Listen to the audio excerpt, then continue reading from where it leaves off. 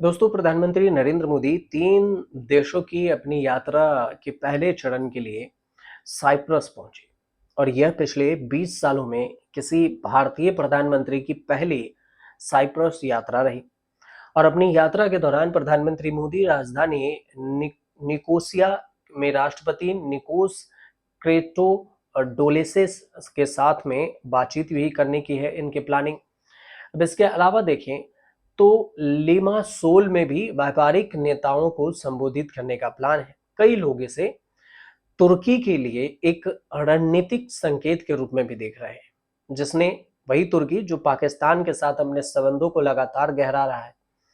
तो समझना जरूरी ये है कि साइप्रस भारत के लिए महत्वपूर्ण क्यों है। इसमें तुर्की का पहलू क्या है, तुर्की का कनेक्शन क्या है। तो साइप्रस पूर्वी भूमध्य सागर में एक द्वीप है जो कि तुर्की और सीरिया के करीब में स्थित है।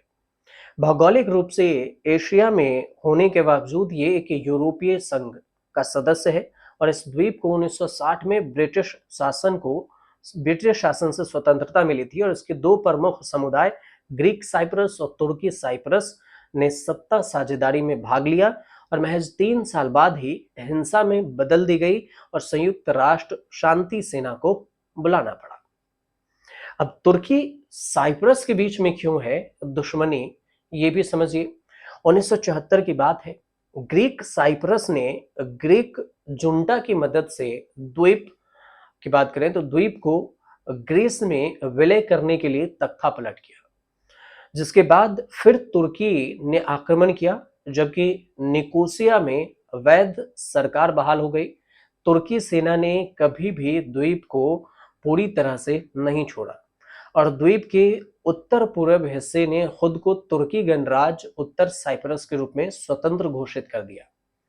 इसे केवल तुर्की ही मान्यता देता है और भारत साइप्रस संबंधों पर विदेश मंत्रालय की रिलीज में कहा गया कि साइप्रस भारत के भरोसेमंद मित्रों में से एक है।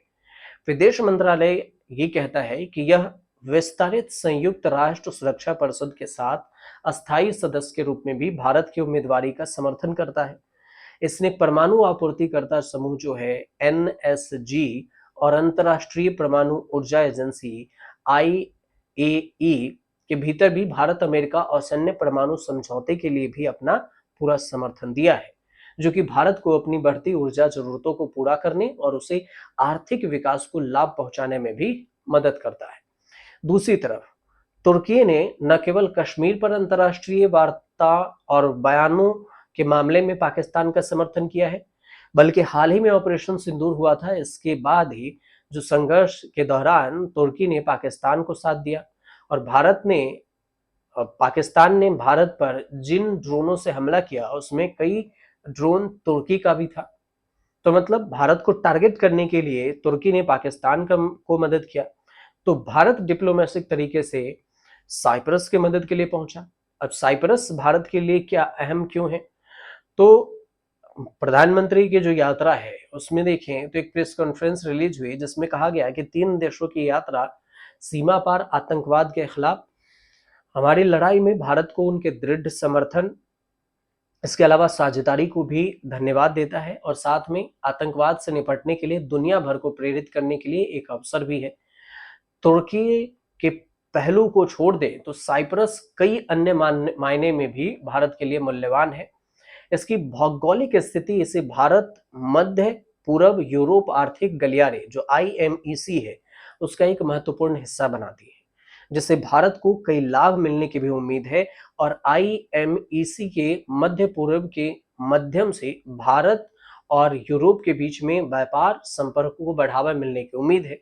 भूमध्य सागर में भी साइप्रस की इसमें महत्वपूर्ण भूमिका होगी और इसके अलावा साइप्रस 2026 की पहली छमाही में यूरोपीय संघ की परिषद की अध्यक्षता करने वाला है। तो चूंकि भारत यूरोप के साथ मजबूत व्यापार और सुरक्षा संबंध बनाना चाहता है, इसलिए निकोसिया एक महत्वपूर्ण सहयोगी भी हो सकता है और इसी वजह से साइप्रस पर फोकस है भारत का, ताकि एक और अपना मित्र तुर्की के बगल वाला मिल जाए, ताकि तुर्की जब बदमाशी करे तो हो सकता है कि साइप्रस से भारत को मदद मिले। और साइप्रस और तुर्की के बीच में तो पहले ही अनबन की दुश्मनी के खबर है और है भी पुरानी दुश्मनी। तो अगर तुर्की इधर पाकिस्तान पे आता है या पड़ोसी से आता है तो डिप्लोमेटिक तरीके से भी एक तरह से भारत को फायदा मिल सकता है साइप्रस से। अब डिप्लोमेटिक तरीके का फायदा एक दिन में नहीं मिलता, इसलिए अगर आपकी कोई राय हो तो हमें कमेंट जरूर कीजिएगा और हमारे चैनल से जुड़िए, सब्सक्राइब कीजिए, शेयर कीजिए, कमेंट जरूर कीजिए।